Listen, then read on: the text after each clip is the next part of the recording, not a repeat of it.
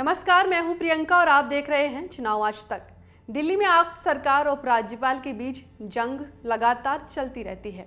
MCD में alderman की नियुक्ति को लेकर भी युद्ध जारी है, लेकिन इस बाजी में उपराज्यपाल की जीत हुई है और इसे दूसरे शब्दों में कहें तो दिल्ली की केजरीवाल सरकार को बड़ा झटका लगा है और बीजेपी की जीत हुई है।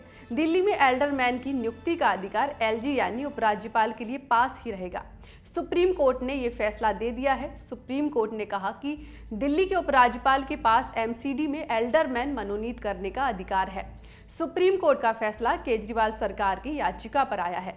दरअसल 15 महीने पहले केजरीवाल सरकार सुप्रीम कोर्ट में याचिका लेकर गई थी।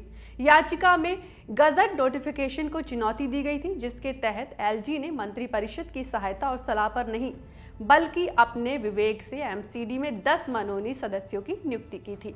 लेकिन अब आपके मन में सवाल होगा कि एमसीडी में एल्डरमैन कौन होते हैं और कैसे नियुक्त किए जाते हैं। एल्डरमैन शब्द की शुरुआत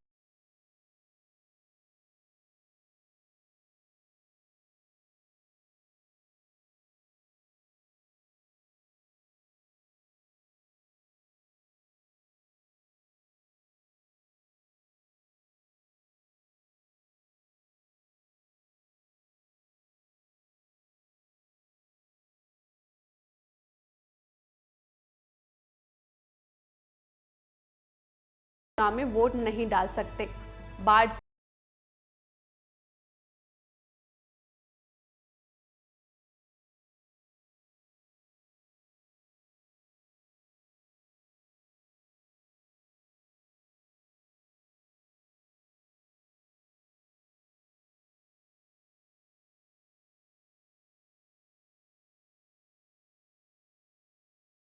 को मिलने वाले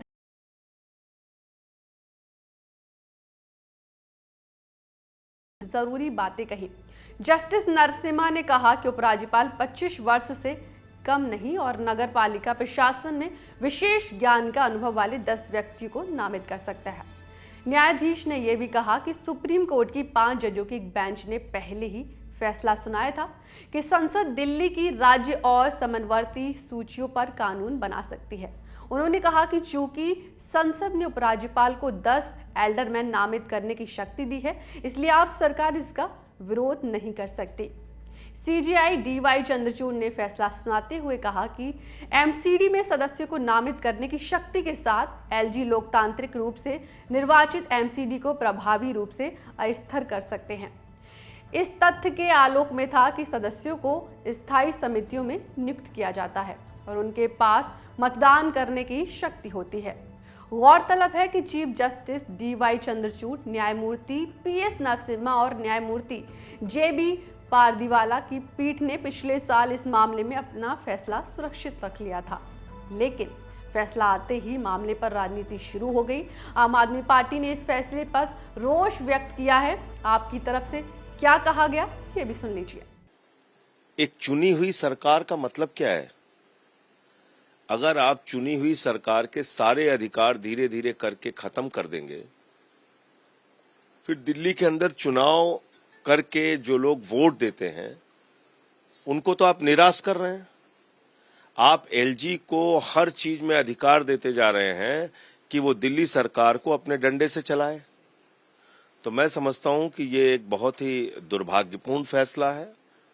और दूसरी बात यह है कि जो सुनवाई के दौरान कोर्ट की टिप्पणी थी उसके बिल्कुल विपरीत फैसला है। फिलहाल एल्डरमैन विवाद शांत हो गया है क्योंकि सुप्रीम कोर्ट का फैसला आ चुका है, लेकिन यह भी तय है कि दिल्ली सरकार और उपराज्यपाल के बीच जंग जारी रहेगी। फिलहाल मेरे साथ इतना ही। बाकी की तमाम खबरों के लिए आप देखते रहिए चुनाव आज तक। वीडियो पसंद आए तो लाइक करें, कमेंट करें, साथ ही शेयर करना बिल्कुल भी ना भूलें। नमस्कार।